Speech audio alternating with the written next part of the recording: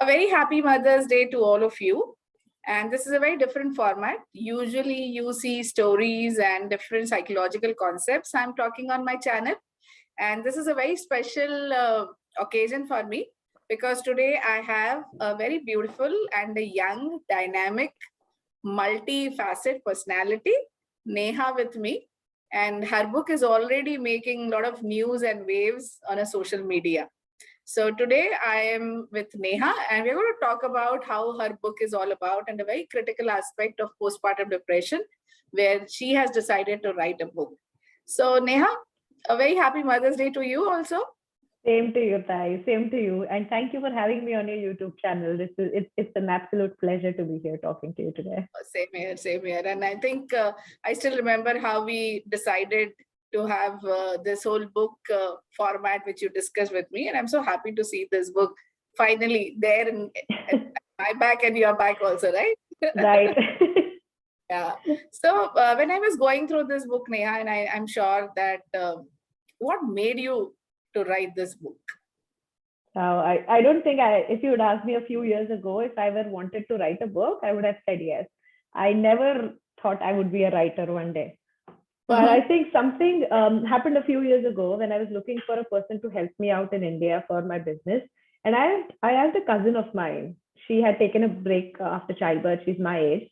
And I asked her for some time. She had a few of free time. So I approached her and she said no. Now, being an entrepreneur, it's not difficult to hear a no. You hear it all the time. Everybody's saying no to you. Yeah. Yes is more uncommon. But the reason why she said no was what hurt me. Growing up together, I knew she was a super talented person, very intelligent, very smart. And she said no because she thought she had lost all the confidence in going out, talking to people, making a presentation, having normal conversations about business scenarios with people. And I felt horrible. I was heartbroken. I was like, how can this person who I respect so much say something like that? And then I started seeing that pattern in many of my friends, colleagues, ex-colleagues, cousins, even the older generation. I saw many talented people just give up after having a kid or after taking a break. And the loss of self-esteem, I just couldn't understand. And this book happened like many people during the pandemic when I had nothing to do for a couple of months. I started writing and I kept writing till it became a book. Yeah, that's such a, I think we all could relate to it. And I still remember, now my daughter is 28 years old, but I still remember that when I went to my gynec for a follow-up, there's one lady who asked me that, okay, which semester you are in? I said, no, I already gave a birth because, the kind of a weight I had. And it was so depressing when I came back home and I saw myself. But that 1 year I decided to look at my baby because the whole weight and all, you take time to actually shed those absolutely. Extra kilos which you gain. So coming back to the book, because I was going through the whole format, I really loved because it doesn't look like any kind of a very gyan kind of a thing. It's a very realistic book, I must say this, and a lot of the workbook kind of a style which I really like. You covered so many things. Like, for example, I talked about you talked about values, which was again another very favorite part when I was reading your book. You also talked about the way you look at yourself in terms of that if you decide, because many a times being a homemaker is also being looked down. So how this whole thing, when you the format of the book or the postpartum depression, when this whole trigger in terms of that you want to meet people, collect their stories, how this format came to your mind? So I'll be honest, Supriya, I didn't start with a format in mind. I just started writing and I wasn't sure which way it was going to go. One thing I was actually sure giving of, me a lot of tips for my book also. Oh, awesome. I'll be happy to share some thoughts when you start writing. But yes, what you said about it being an easy read, that's true. I wanted to keep it absolutely conversational, as if somebody was talking to me. I was talking about my experiences with somebody, because that's when real change happens, right? Yeah. You can't I don't know, watch a 20-minute TED talk and then that transforms your life. No, it doesn't. When you're having a long chat with your best friend, when you reflect what's been happening, she tells you, hey, I've faced the same, there are other people going through the same, you realize it's not you. And that's when you realize, hey, but I know somebody who's been able to come out of that, somebody who's been able to find a good therapist, get over postpartum depression, whatever challenges they had. And when you hear those stories, when you have those conversations with a non-judgmental friend, and that's why I said best friend, somebody who's there to just listen to you and help you reflect on your thoughts, that's when these changes happen. So that's something that was on my mind when I started writing this book, was that it has to be a simple conversational book, as if you're talking to your older sister or your friend, and that it shouldn't be preachy. It shouldn't be Neha giving sermon to everybody about how they should live their life. It should be not just my experiences, but experiences of other women from very different walks of life, different professions, different challenges, different reasons for taking breaks, different duration of their breaks, and how they overcame those challenges and how they actually made it work. So that was something that I kept in mind while writing. Yeah, I still remember, because when my daughter was a toddler, I think, and I was into clinical practice, and my father-in-law used to stay with us, 91 years old, and he used to make me feel so guilty. Or I accept, and it is out of love and affection, that she was all alone at home. And I still remember how liberated I feel when that first assertive right I got exposed, that you have a right to be successful. Because otherwise, coming from clinic late night used to make me feel so guilty. Oh, my daughter is at home and all. And then I realized that, okay, she's surrounded with all her, dada, dadi, and the pardada also. So why I have to worry that I'm the only one taking care of her? And that was a very liberating feeling, I suppose. Right. So and nobody else has to put that guilt on you also, all of us carry that parental guilt. I used to think it's a mommy guilt thing, but I was talking to my husband and I realized it's not just us, it's fathers also who carry it all the time when they're on business travels or on long business meetings. Everybody carries that. I don't think we need somebody to give it to us. Yes, and I don't know how many of us are aware that postpartum depression happens to parents as well as fathers also. Mm-hmm. So even the parents, those who have adopted their kids, the fathers, as you said, that the kind of a lifestyle changes it brings to their life also. So many times only think the severity or the intensity or the kind of a impact it has on women, it is totally different. So we're talking about guilt, right? And I understand the surroundings, environment do give us that kind of a guilt. But how much it is initiated, or it starts with us as women? I think our upbringing has a big factor that brings that guilt on. We've seen our mothers, our aunts, our grandmothers do it all, manage the house like a champion, right? They've been on top of the housework. They were always there sitting next to us while we did our homework. They knew my papers better than I did. I used to forget which is the next paper, but they would always remember our school timelines. The house used to be spotless. All the guests used to be always welcome with extra food. Then people in the house, everything about their likes and dislikes used to be taken care of. And growing up, you had that ideal image of a housemaker who has it all under control. And TV doesn't make it easy, okay? With the Kahani Ghar Ghar Ki and Tulsis of the world, they keep harping it on. They're like, okay, this is how you have to be once you get married. And I fell into that trap when I got married in the beginning. I had a traveling job, but I used to make sure I would cook for my husband, for all the friends that were staying with us, like a good housewife. And I used to be exhausted at the end of the day. And once when I went on a long business travel, my husband and his friends decided to hire a cook. And when I came back, I was shattered. I was like, they don't like my cooking or what? Why did they get a cook? But when she started serving amazing food, garam garam rotis, nice hot fulkas in my plate, I realized, hey, I need to let it go. Everybody will be happier if I let it go. And that's true. Yeah, so I think this is something, a lot of self-imposed compulsions on ourselves, and every area of our life, we just want 10 plus.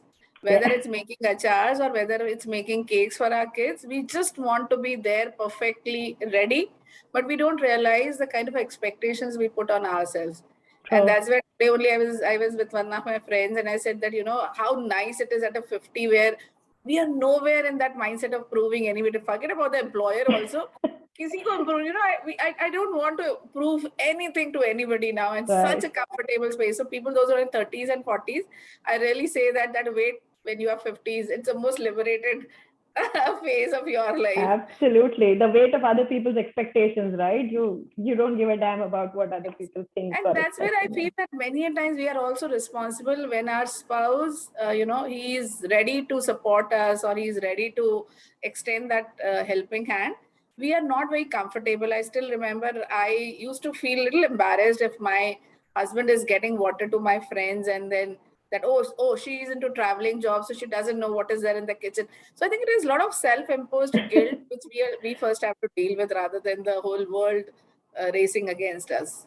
Right, and it's an interesting thing you bring up, Supriya, like about husbands getting water or whatever. I've also seen the other side of it. Okay, I don't know if you've been if you've experienced this, but sometimes when I go to my friend's place, they always hype their husband. They say, you know what, my husband makes the best tea, so he's going to make tea for us today. And the husband gets all, oh yeah, I make the best tea, gets up, makes the tea. But what that my friend is trying to do is have some chat with me, be there with me because I'm her friend, and the husband can go and make the tea, no matter how bad it is. She doesn't mind as far as he's out of the picture and making sure her friend gets some chai and biscuits with it. So I like that.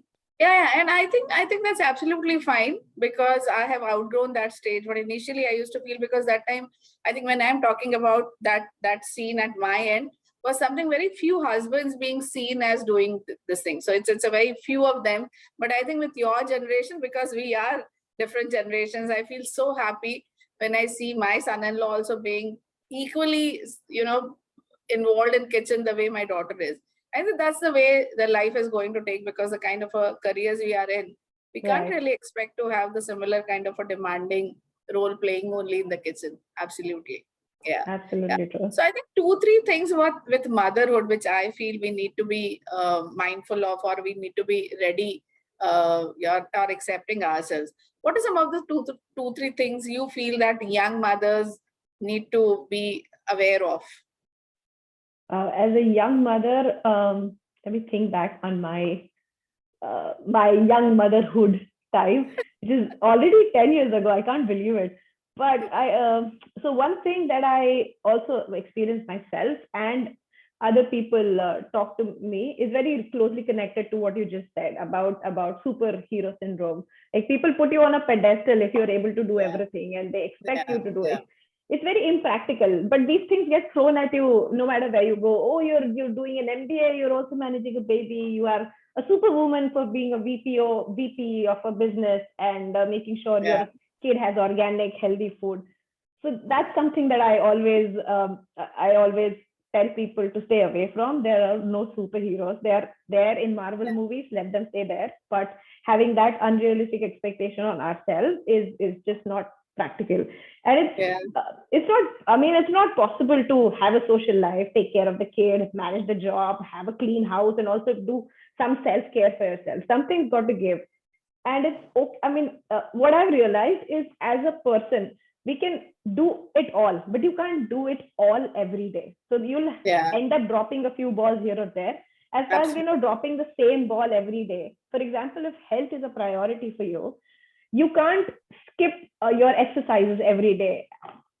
Okay, once or twice it will happen. There's some other priorities on that particular day, but then you pick it up and you start exercising the third day after 2 days gap. Same thing goes for your social interactions. Many young mothers, they forget to keep in touch with their best friends, their close friends, people who are their support systems. And it's okay to forget your best friend's birthday once in a while, because hey, you've just given birth and you hormonal, so much happening. But if and maybe she calls you and you don't get time to return her call for a couple of days, it's okay if that happens every once in a while. But if that keeps happening, your friendships will suffer. And you're new mother only for a short period of time, but you're a friend for life. So make sure you give that time to your friends, your social network. I know it can be difficult when you're a new mother, when everything is so overwhelming. But I remind And I people think, that. yeah, and I think I'm just adding to it is that many times we somewhere believe that it's only me who is right now struggling with it, and that's why not to tell people about it. So I think it's a good change when I see people are out and open and talking about things where their struggles are. A lot of people know, oh, it's not only me who is struggling on that front or who is feeling that way. So it's okay to talk Absolutely. about it. It's okay to be vulnerable about talking certain challenges, because there are so many other people just waiting for you to share your story. So many Oh, times, yeah. friends also, we have that pretense that everything is fine, whereas many times it is Yeah. not. Things are only perfect on Instagram, right? Everybody's life has its own mess. You need to manage it. You somehow have to live through it and find the best way to Yeah, cope with it, right?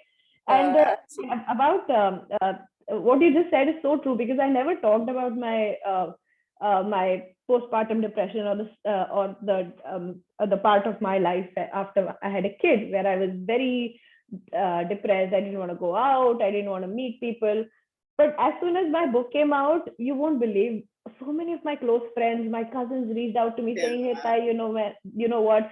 I also had a period like that. I wish I had read your book back then. I wish I had found support." Or other people with more encouraging notes who say, "Hey, I suffered the same, but I got a therapist. I wish you had done the same, Neha, but I feel you."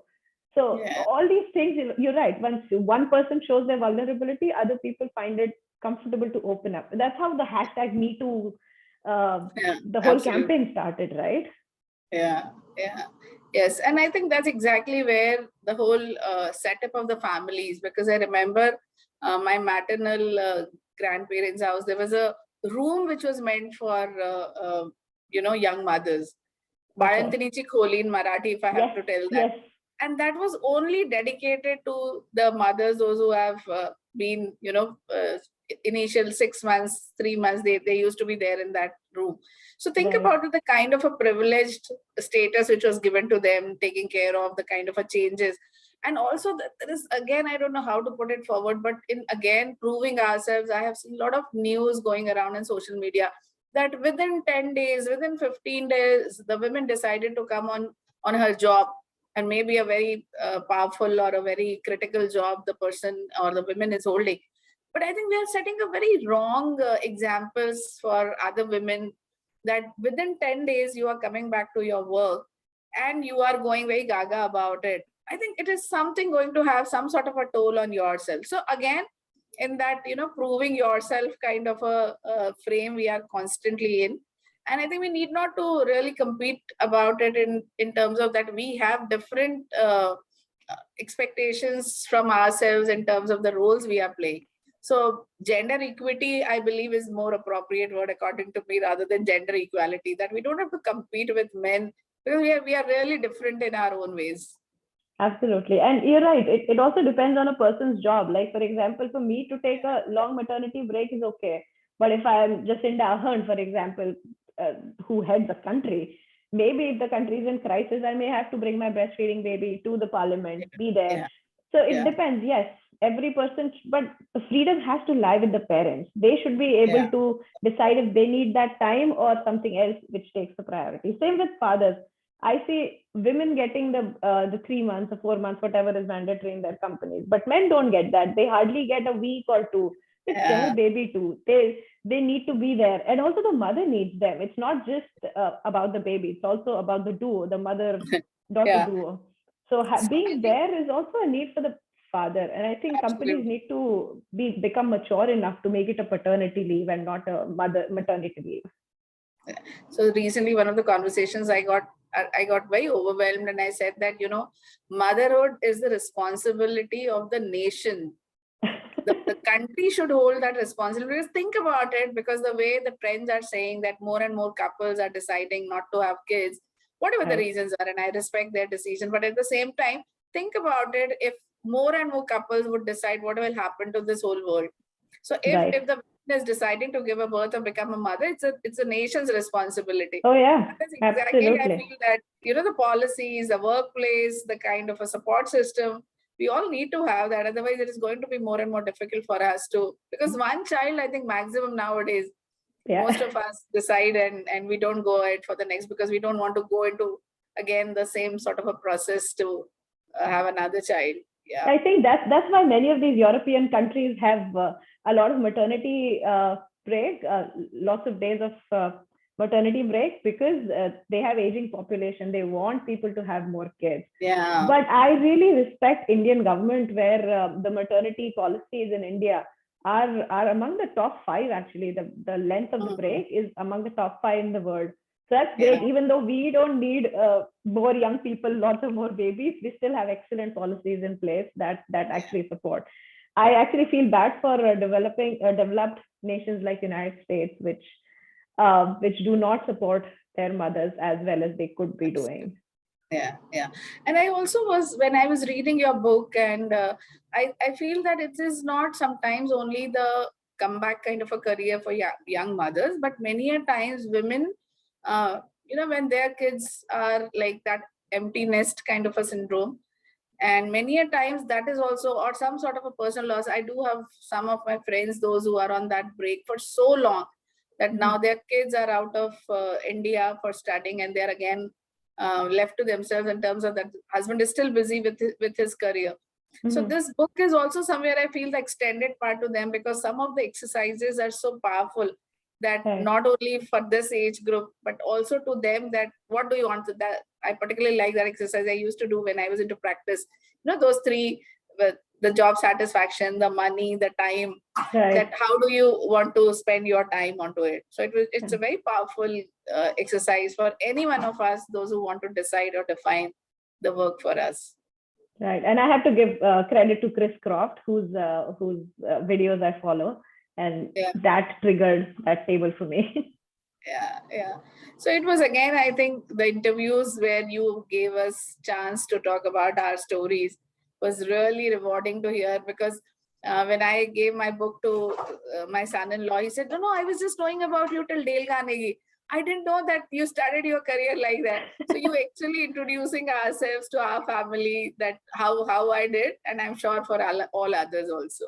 Yes, all 13 of you have been very supportive throughout the journey. So many edits I sent to you, you approved them, you gave me inputs, and all the things that I've captured incorrectly. You were very, very kind in letting me know, hey, Neha, this is not the right year of my graduation. Can you change it? So I've really enjoyed your support and the conversations that came with it. I'm so fortunate to have met all of you and be in touch with all of you. Yeah.